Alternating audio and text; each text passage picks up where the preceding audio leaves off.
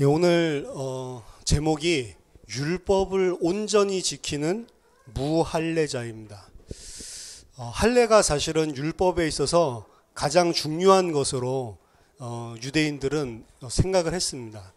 그래서 바울을 공격할 때에도 가장 공격했었던 것 중에 하나가 다른 절기도 중요하지만 할례에 대한 것을 가장 중요하게 생각을 했죠. 할례라고 하는 것은 하나님의 언약의 백성이라는 표지를 자신의 육신에 새기는 것입니다. 창세기 17장에 아브라함을 하나님께서 영원한 언약을 주겠다라고 하는 것을 언약의 표시로, 영원한 규례로 이 할례를 명령하신 거거든요.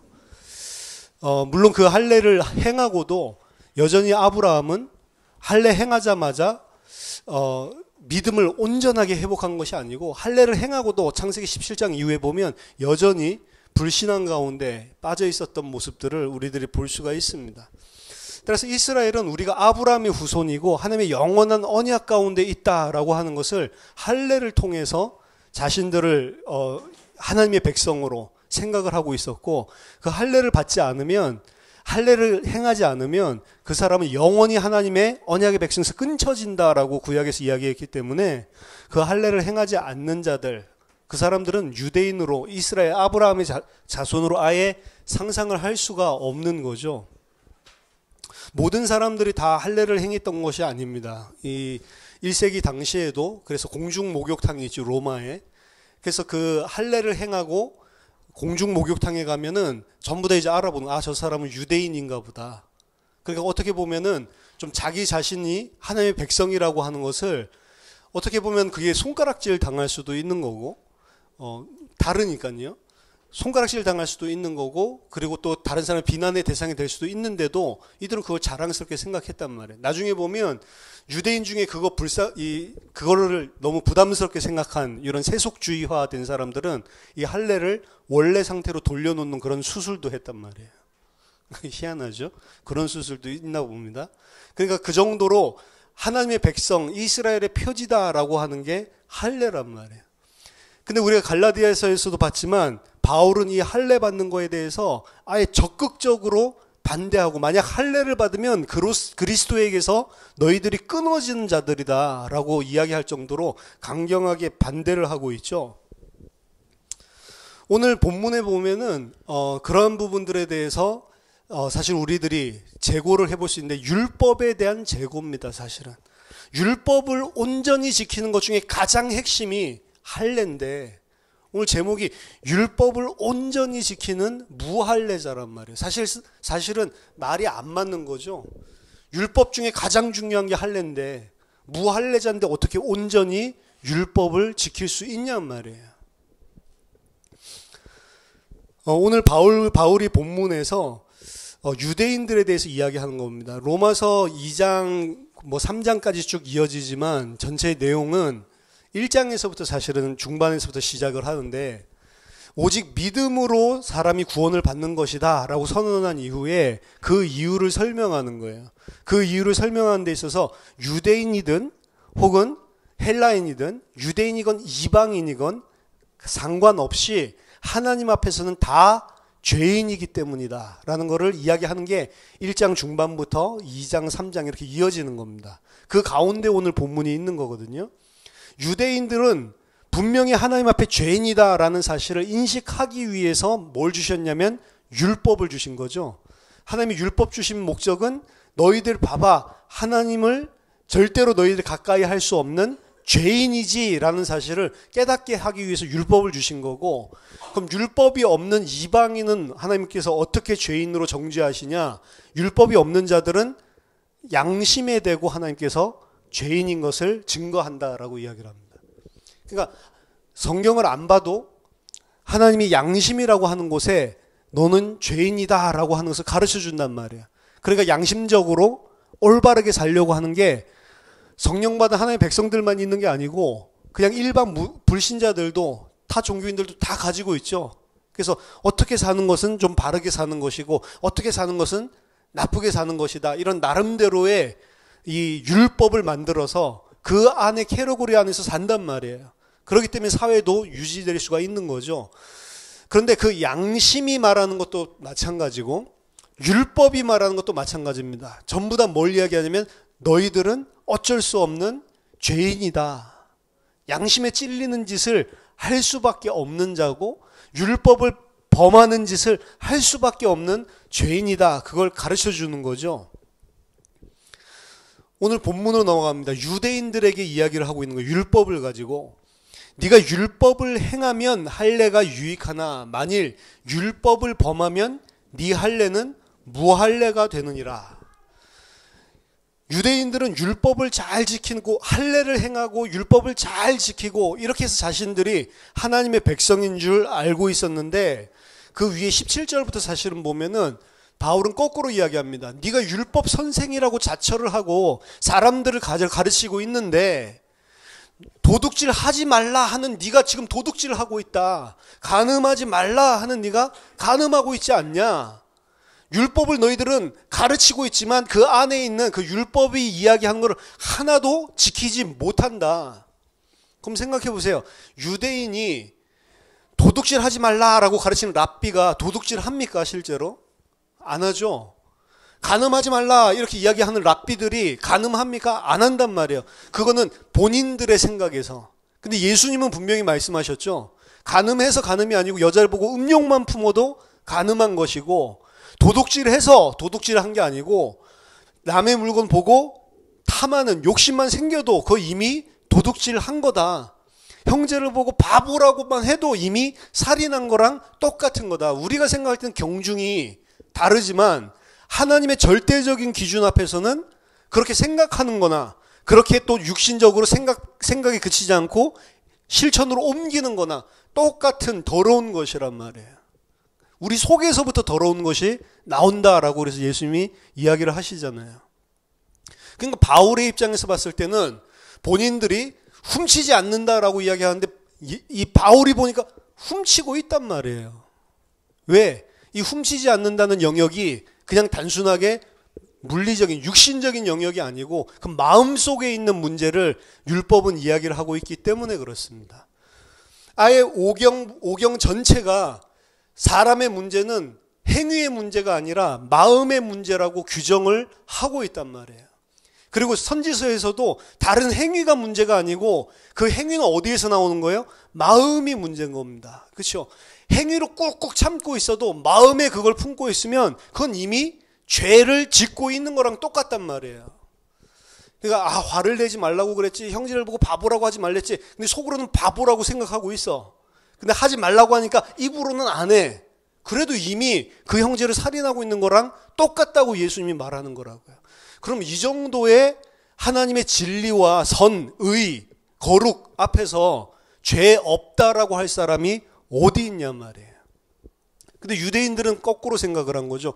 율법을 준 것을 내가 잘 지키기만 하면 나는 의인이다 라고 생각을 하는 겁니다. 거기다 대고 바울이 아니다, 너희들은 지금 거짓말하고 있고 도적질하고 있고 살인하고 있고 간음하고 있지 않냐 라고 이야기를 하는 겁니다. 그러면서 오늘 본문에서 이야기를 하는 거예요. 네가 율법을 그렇게 잘 행할 수 있다라고 하면 그러면 할례가 유익할지 모르겠지만 만일 율법을 너가 범하고 있으면 네 할례는 무할례가 되는 거야 라고 이야기를 하는 겁니다. 그러니까 육신적으로 할례를 행하면서 율법을 잘 행하고 있는 하나만 어긴다 하더라도 그 사람은 율법을 깨는 로우 브레이커, 율법 파기자가 되는 거예요. 율법 파기자는 특별한 사람이 율법 파기자가 아니고 왜 하나님 율법 주냐면 너희들은 다 율법 파기자야 라고 하는 것을 알려주기 위해서 주신 게 율법이란 말이죠. 그래서 바울이 너희들이 아무리 육신적으로 할례를 행했다 하더라도 율법을 만약 범하고 있다면, 율법을 범했다면 너희들은 무할례자다. 근데 26절에 그런즉 거꾸로 이제 이야기하는 겁니다. 할례를 받지 않은 무할례자가 율법의 규례를 지키면 그 무할례자가 할례를 받은 자처럼 여길 수 있는 게 아니냐. 거꾸로죠. 할례를 행했는데 율법을 범하는 사람이 있어요. 할례를 안 행했는데 율법을 지키는 사람이 있어요. 그러면 할례를 안 행했는데 율법을 지키는 사람은 할례 받은 사람 같이 되는 거고 할례를 했는데도 율법을 깨는 사람들은 무할례자가 되는 거 아니냐. 근데 여기 중요한 오류가 있습니다. 아까 전에 뭐라고요? 율법의 핵심이 뭐라고요? 유대인들에게 할례 받는 거라고요.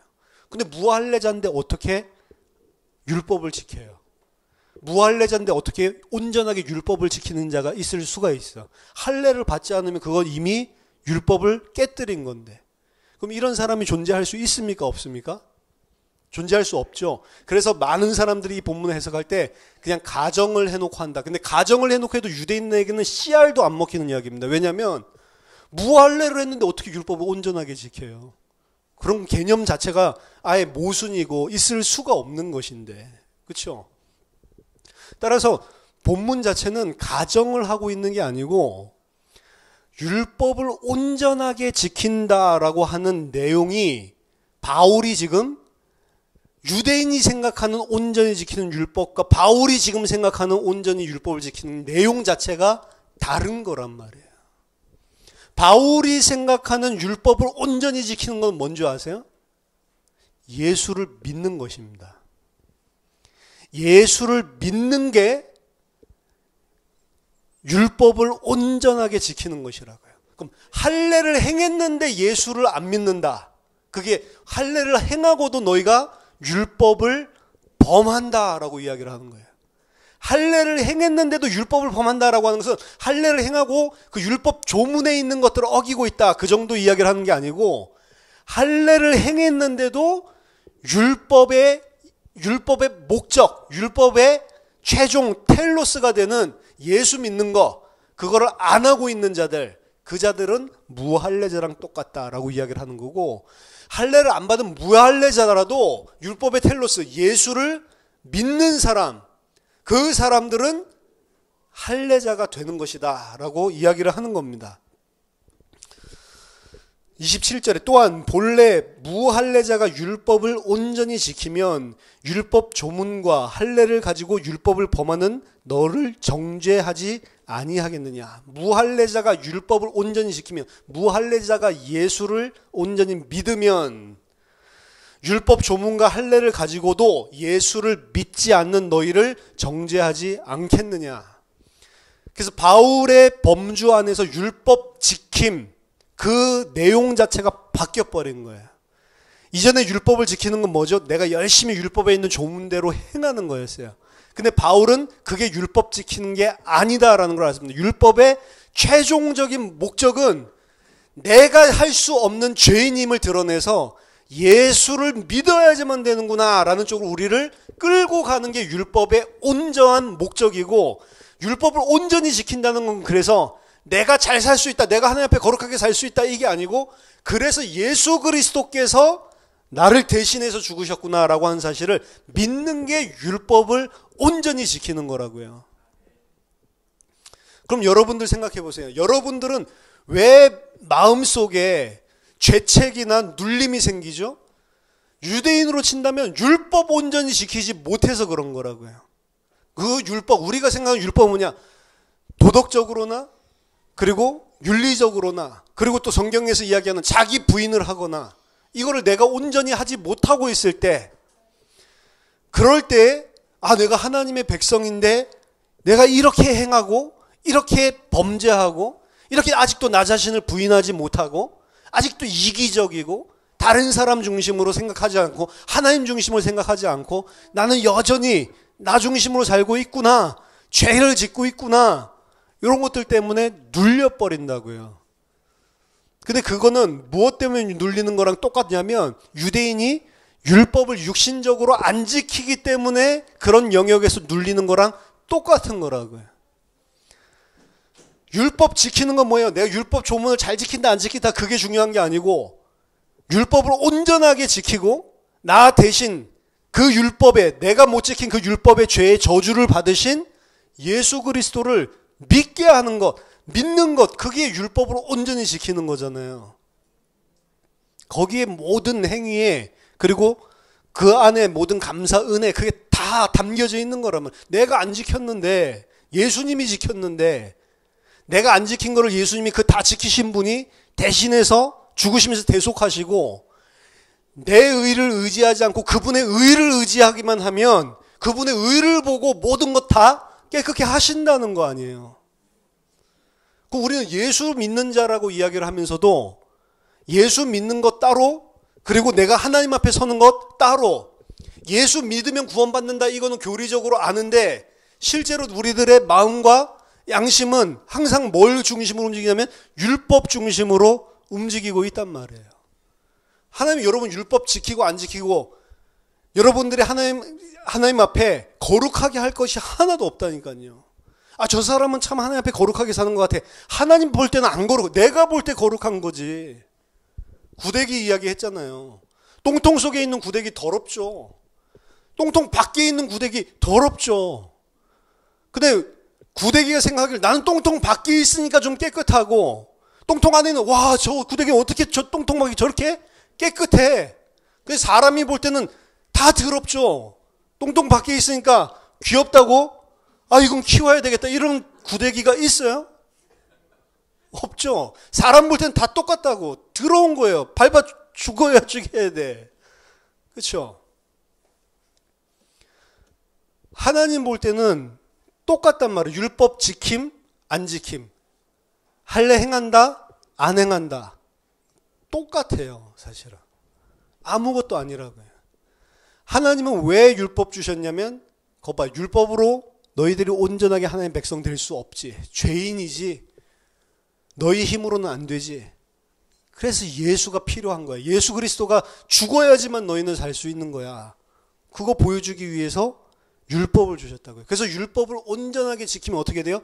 율법을 지키려고 하는 게 아니고 율법을 온전하게 지키는 거는 예수를 믿는 게 율법을 온전하게 지키는 거라고요.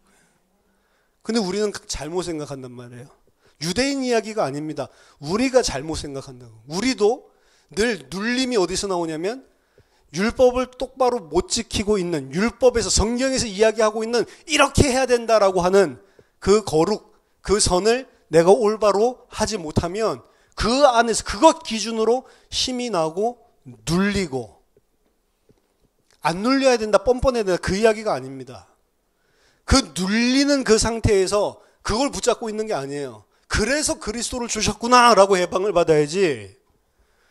거기에 눌림을 받고 있는 사람은 잘하면 분명히 그리스도 필요 없는 사람이 되어버립니다. 무엇을 잘 행하고 있을 때는 그리스도의 의가 필요가 없어요. 내가 잘 행하고 있으니까. 그게 유대인이잖아요.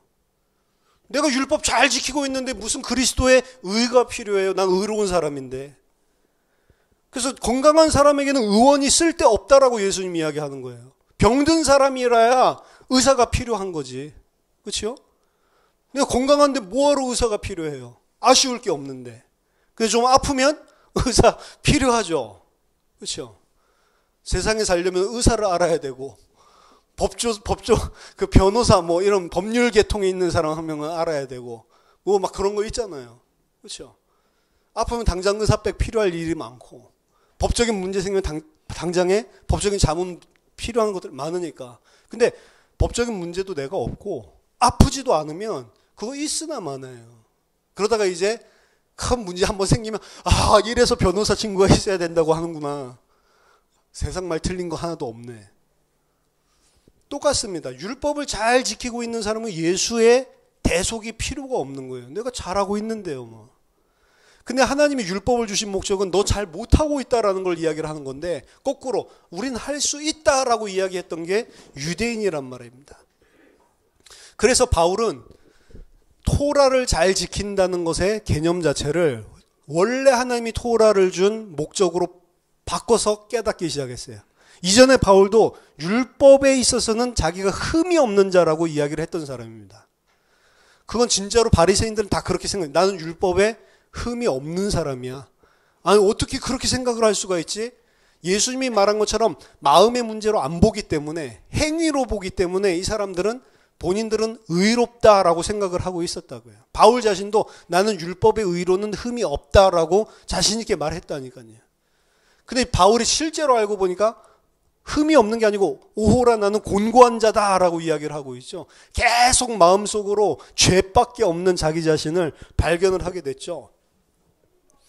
그래서 성경이 이야기하는 토라를 지키는 것, 순종하는 게 무엇인지를 원래 하나님이 주신 목적대로 깨달은 것입니다. 토라를 순종한다는 것은 토라를 잘 지키는 게 아니고 예수만 의지하는 것, 그게 토라를 잘 믿는 거구나. 그 개념이 바뀌니까 유대인과 할례에 대한 개념도 바뀌어버리는 거예요. 예수를 믿으면 할례자가 되는 거고, 예수를 믿으면 그 사람이 바로 아브라함의 후손, 이스라엘이 되는 것이지, 아브라함의 육신적인 후손이라고 이스라엘이 되는 것도 아니고, 할례를 행한다고 이스라엘이 되는 것도 아니구나. 그래서 28절에 무릇 표면적 유대인이 아니요 표면적 육신의 할례가 아니니라. 오직 이면적 유대인이며 할례는 마음에 할지니 영에 있고 율법 조문에 있지 아니한 것이라. 그 칭찬이 사람에게서가 아니요 다만 하나님에게서다. 사람이 행할 때, 사람이 봤을 때 칭찬은, 그 칭찬 가지고는 안 되는 것입니다. 그 칭찬은 율법, 육신, 그리고 세상적인 기준에서 우리 수준에서 하는, 똥통 안에 있냐 똥통 밖에 있냐라고 하는 구데기 수준에서 하는 논의밖에 안 된단 말이에요. 하나님이 볼 때에는 똑같은 죄인입니다. 근데 그 죄인을 덮어 씌워주는, 그리스도 안에 연합된 자에게 그 죄인의 모습을 전혀 보는 게 아니고 그리스도가 행하신 의, 그 십자가만 보게 하는 그 은혜로만 하나님 앞에 칭찬이 나올 수가 있는 거예요. 그래서 하나님 앞에 칭찬은 그리스도로만 나옵니다. 우린 그리스도 안으로 숨는 거예요. 그리스도의 의만 의지하는 거예요. 그 사람이 토라를 지키는 거고 그 사람이 거룩한 자라는 거예요. 넘어져도 괜찮습니다. 넘어진 사람이 곧바로 그 넘어졌다 안 넘어졌다라는 기준, 거기에 묶여 있는 것이 아니고 예수 그리스도 안에, 그래서 내가 그리스도의 대속이 필요한 자입니다라고 그 안에 숨으면 되는 거예요. 그 그리스도 안에 의지하는 것 사람, 그 사람을 하나님이 쳐다볼 때는 그 사람이 안 보이고 예수님의 의만 보인단 말이에요. 6월절 어린 양의 피를 바르고 나오죠. 사실 그 피가 누구를 위한 거예요? 그 집안에 살고 있는 사람들을 위한 거예요? 그렇게 볼 수도 있죠. 근데 거꾸로 보면 하나님은 이 백성들을 살리고 싶은데 이 백성을 보면 죄기 때문에 죽일 수밖에 없어요. 근데 하나님은 그 피를 발라놨을 때 그 안에 사람들을 보는 게 아니라 6월절 어린 양의 피를 보고 넘어간단 말이에요. 그렇죠? 그럼 누구를 위한 거예요? 그 사람들을 위한 거기도 하지만 하나님이 이들을 구원하기 위해서는 그 피가 있어야지만 그들을 구원할 수가 있는 거라고. 그래야 하나님 자신을 위한 거기도 합니다. 하나님의 백성을 만들 수 있는 유일한 길이 그 피를 보고 그들을 보지 않는 거예요. 누가 새 이스라엘이냐? 유대인들은 할례를 받지 않는다면 할례를 깨트리는 율법 파기자가 된다라고 이야기했지만 바울은 새롭게 이야기하고 있습니다.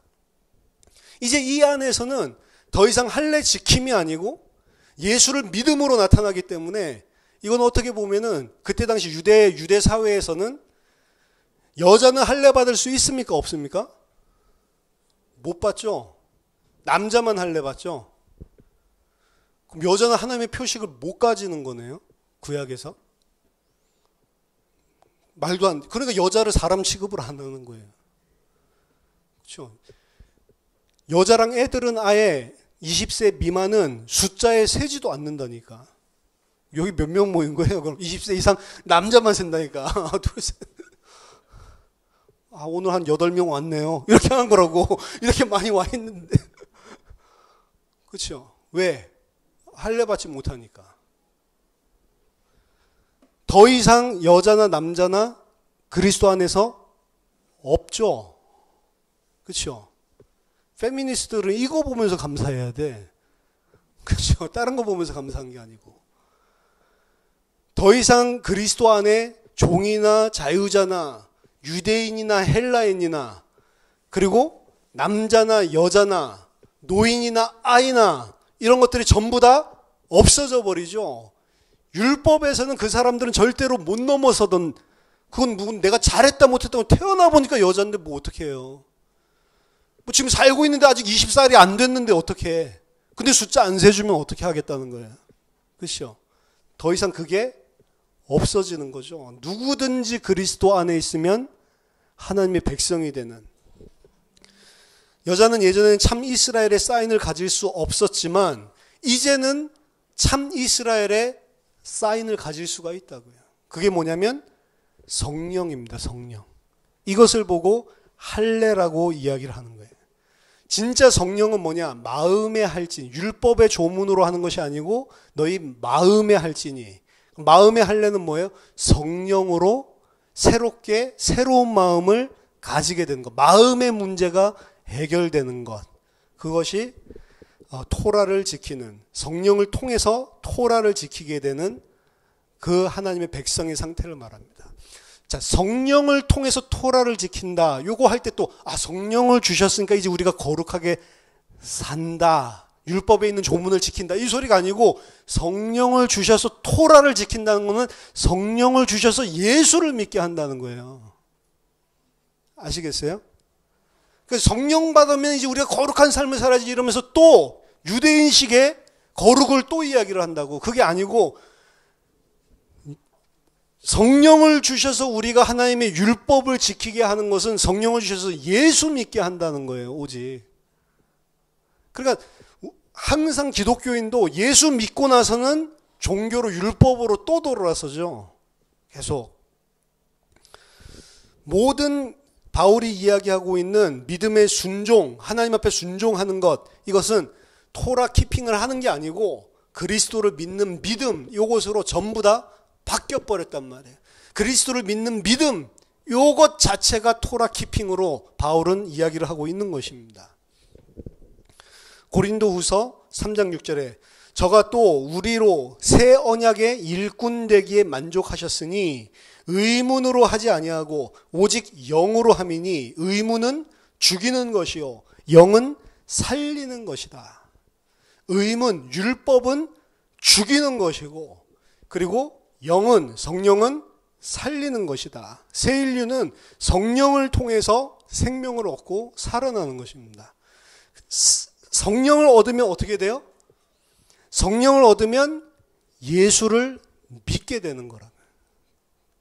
근데 이것은 어떻게 보면 그렇게 쉬운 거구나. 그 성령을 받아서 예수 믿는 사람은 쉬울 수 있어요. 근데 성령을 받지 않고 예수가 안 믿어지는 사람은 미치겠는 겁니다. 그 입장에서 보면 그냥 뭐 해라 그러면 할 수 있어요.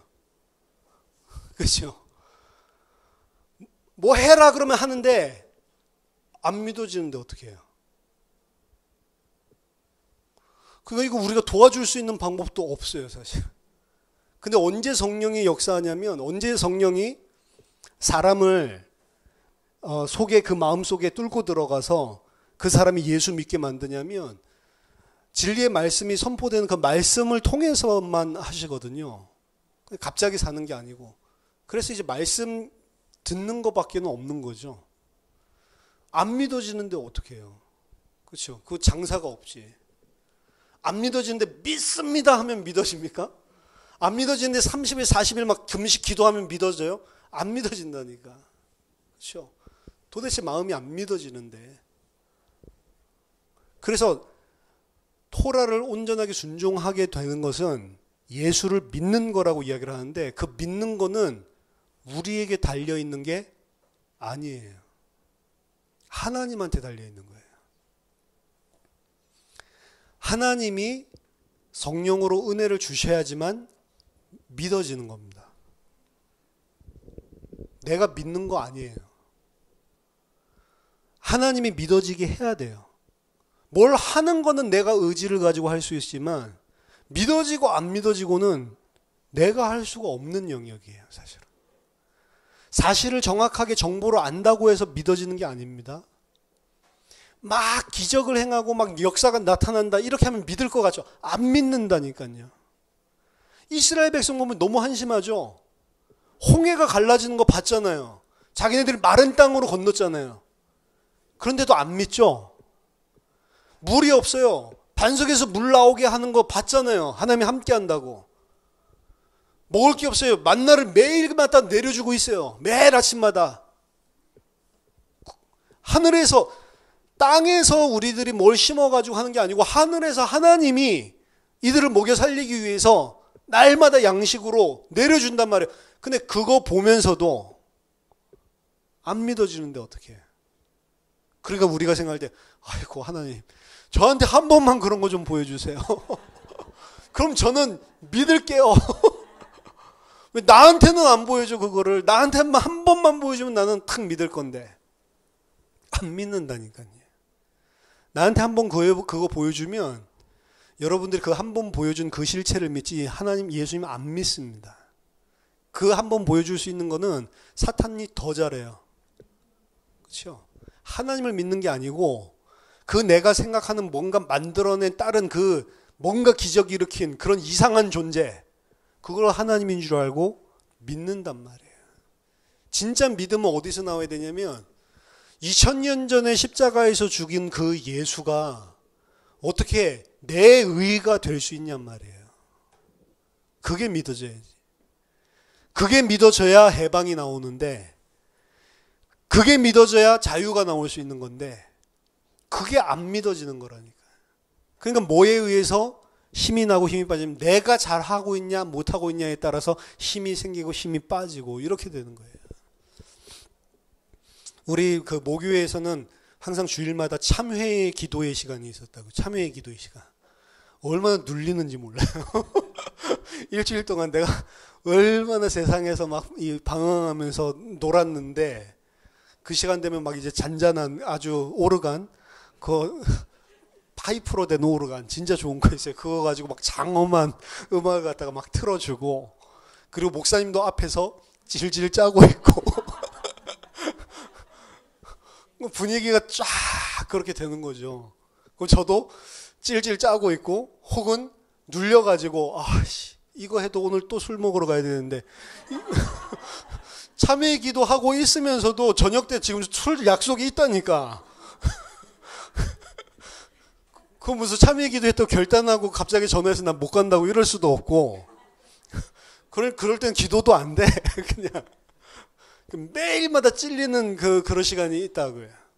근데 그것 때문에 어쩔 때는 어차피 오늘 또 죄 지을 거 아예 그 기도 시간 안 하거나 기도를 안 하거나 혹은 아예 교회 가기도 싫고 그렇죠.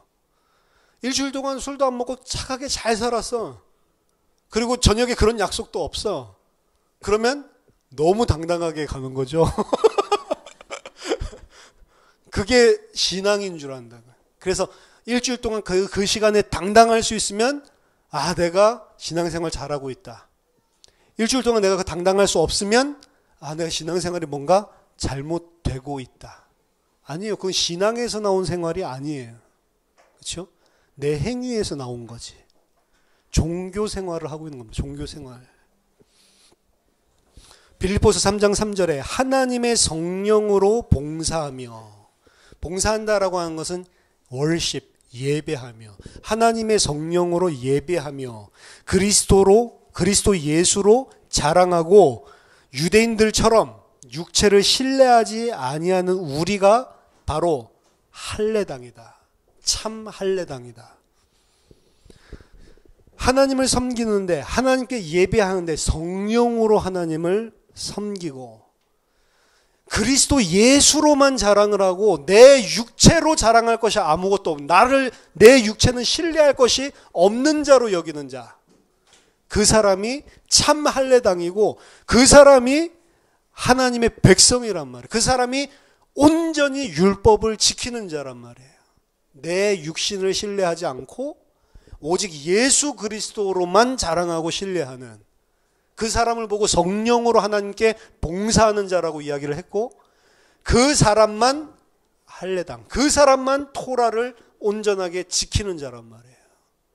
그럼 그걸 근거로 하나님 앞에 나아가야 되는데 참회 기도하면서 여전히 내 육신에 자랑할 것이나 육신의 수치스러운 것을 기준으로 하나님 앞에 나아가면서 그게 자랑할 만하면 내가 신앙생활 잘하고 있고 그걸 눌릴 만하면 그러고 있다. 완전히 성경에서 이야기하는 걸 거꾸로 하는 거죠. 그 사람들이 유대인이 아니고 오늘날에도 많단 말이에요. 그러니까 골로새서 2장 11절 12절 보면 또 그 안에서 너희가 손으로 하지 아니한 할례를 받았으니 곧 육적 몸을 벗는 것이요 그리스도의 할례니라. 너희가 세례로 그리스도와 함께 장사한 바 되고 또 죽은 자를 그들 가운데 일으키신 하나님의 역사를 믿음으로 말미암아 그 안에서 함께 일으키심을 받았느니라. 우리가 육신 손으로 행하지 아니한 할례를 받았는데 어떻게 해요? 예수 그리스도와 함께 죽고 예수 그리스도와 함께 삶으로, 그 말은 예수 그리스도와 연합됨으로 우리가 할례, 손으로 하지 아니한 할례를 받았다. 그리스도와의 연합, 그게 할례를 받는 거라고 이야기를 하고, 그것은 육적인 몸을 벗어버리는 거다.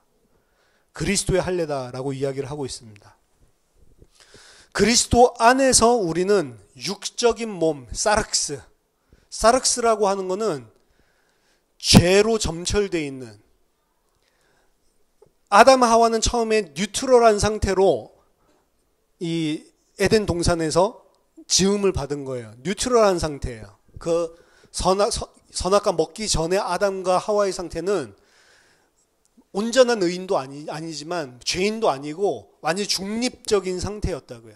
중립적인 상태였는데 죄를 지을 수도 있고 의를 행할 수도 있는 그런 중립적인 상태였는데, 아담 이후에 태어나는 모든 사람들, 인류들은 중립적인 상태로 태어나는 게 아니고 이 육신을 입고 태어난다라고 하는데, 그 육신은 중립적인 육신이 아니고 사르크스라고 이야기를 한다고요. 사르크스라는 게 있고 소마라는 게 있습니다. 소마라고 하는 거는 헬라어에서 몸은 그냥 중립적인 몸이에요.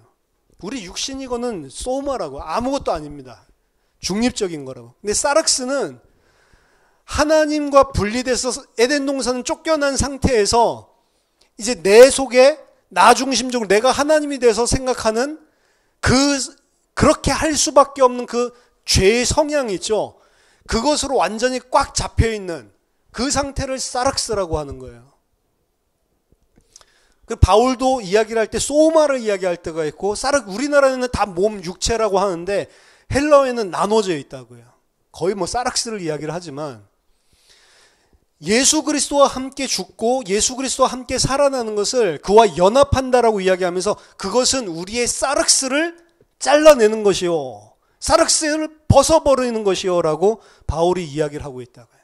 사르크스를 벗어버렸기 때문에 더 이상 내 육신으로 지키는 어떤 거에 의존하지 않게 되는 겁니다.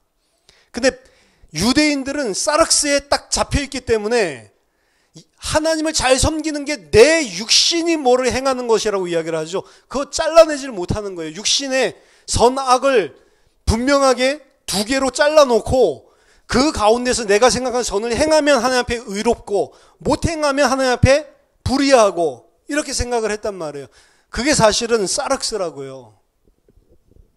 근데 내가 예수 안에서 세례를 받고 그 안에서 연합돼서 예수 안에서 죽고 예수로 다시 살았다면 그건 뭐냐?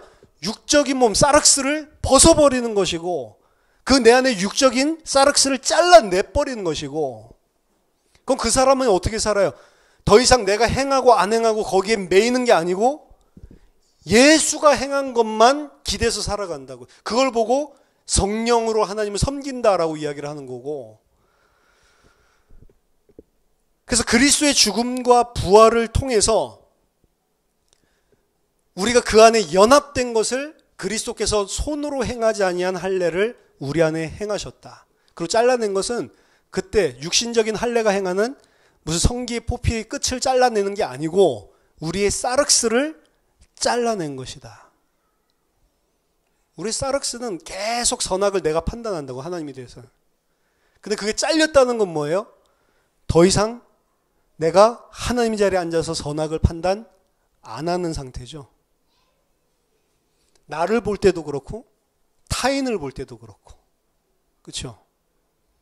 그래서 내가 연약해서 넘어진 것을 쳐다보고 하나님 앞에 못 나갈 이유가 없는 거예요. 그리스도만 붙잡고 담대하게 그 은혜의 보좌 앞으로 나갈 수 있게 되는 거예요. 사르크스가 안 잘린 사람은 내가 잘하면 내 잘하는 행위를 가지고 하나님 앞에 담대하게 나가죠. 유대인들. 아니면 눌려가지고 하나님 앞에 못 나가죠. 나중에는 안 나가죠. 창녀나 세리들은 자기 자신들이 똑같은 거예요. 창녀나 세리나 바리새인이나 둘 다 어디에 따라서는 사르크스에 따라서 움직이는 사람들이라고. 근데 그걸 잘라낸 사람들이 그리스도인들이에요. 더 이상 내 행위를 의존하지 않고 예수 그리스도로만 나갈 수 있구나. 이게 믿어진 사람들. 그 사람이 그리스도와 함께 죽었고 육신에 행하지 아니한, 손으로 행하지 아니한 할례를 받은 사람이다. 그리고 그 사람이 율법을 완전히 지킨 자다라고 이야기를 하는 겁니다. 그럼 제가 물어볼게요. 율법을 온전하게 지킬 수 있습니까? 지킬 수 있는 거죠. 어떻게 해요? 예수 믿음으로. 예수 그리스도를 믿는 게 율법을 온전하게 지키는 거라고요. 그럼 예수 그리스도를 믿는 자는 하나님 앞에 당당하게 나갈 수 있습니까? 없습니까? 있는 거죠. 그렇죠? 근데 왜 못 나가죠? 계속 사르크스 생각을 하고 있는 거예요. 그렇죠? 그래서 참된 자유와 해방이 없는 것입니다. 그래서 바울은 성경 전체를 통해서 역사를 토라를 지키지 않음으로 토라를 온전하게 지킨다. 그렇죠? 우리는 율법을 지키지 않음으로 율법을 온전하게 지키는 거예요. 왜? 율법에 온전하게 지키는 게 예수 그리스도만 믿는 거니까. 내 행위를 의지하지 않고 예수 그리스도만 믿는 거니까. 그 사람들은 하나님 앞에 나아갈 때 요 근거를 가지고 나아가는 겁니다. 그렇죠? 내 모습 쳐다보는 거 아니에요. 나 부인 못합니다. 죽을 때까지. 그래서 죽을 때까지 그거 내 안에 있는 문제를 해결하려고 하는 것은 어떻게 보면 종교고 해탈하려고 하는 거랑 똑같은 거예요. 그래도 내 마음이 뭔가 이제 내가 흔들리지 않고 이 좌로나 우로나 이제 흔들리지 않고 내가 진짜로 부정심을 가지고 이제는 부동심에서 나는 진리를 깨달았다. 요거는 절에 가면 많이 하고 있는 거라니까요. 그렇죠? 절에 가도 별로 요새 안 그렇게 하던데. 스님들도 막 볼링 그렇죠. 이 볼링 아예 그 딱 자기 손에 맞게 이렇게 해서 막 하고는 막 230, 막 240. 와, 되게 잘 치더라고. 프로같이. 그렇죠. 세상 싫다고 깎고 안으로 들어가셨는데 옛날이랑 많이 달라진 것 같아요. 그렇죠. 종교는 어쩔 수가 없는 겁니다. 그 중에 몇몇 사람들이 깨달아서 내가 여기서 완전히 해탈했다라고 해본들, 그렇죠. 근데 그런 식으로 우리가 하나님 앞에 나아가고 그게 신앙을 잘하는 건 줄 착각을 한단 말이에요. 하나님 그거 안 봅니다.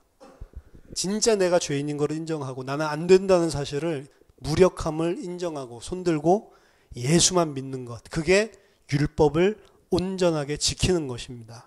무할례자로서 율법을 지키지 않는 자로서 율법을 온전히 지키는 여러분 되기를 예수 이름으로 축원합니다.